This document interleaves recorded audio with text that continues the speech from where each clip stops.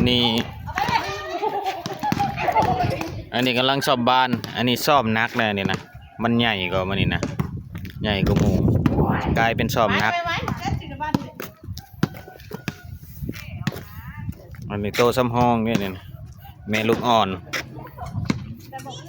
ทีมแม่ลูกอ่อนตัวนี้นะช่วงนี้ฟิตให้ตุ้ยคักๆหน่อยเด้อมือตีแท้ๆเลยนี่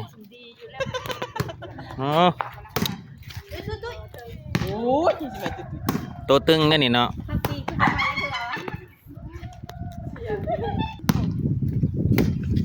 แหนมก็บ่ได้แล้วบ่หอดลาวเนาะได้แต่แหนมมาแล้วนี่นะ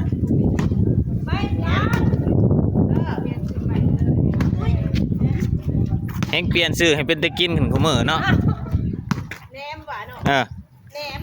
จนได้ข้าวเหนียวมาเลยนี่ก็แหนมมาเลย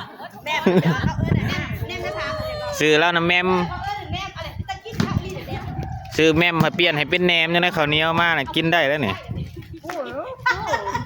โตตึงแห้งคักแล้วนะกำลังมานะแหนมเห็นทางอยู่บ่น่ะก้มมาในนั้นนะก้มเง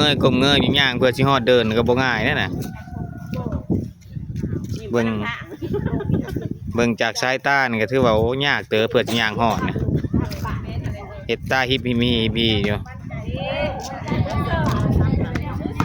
ระวังโทรศัพท์ตกได้ไว้ดีๆเลยอ้าวมือเอาละแม่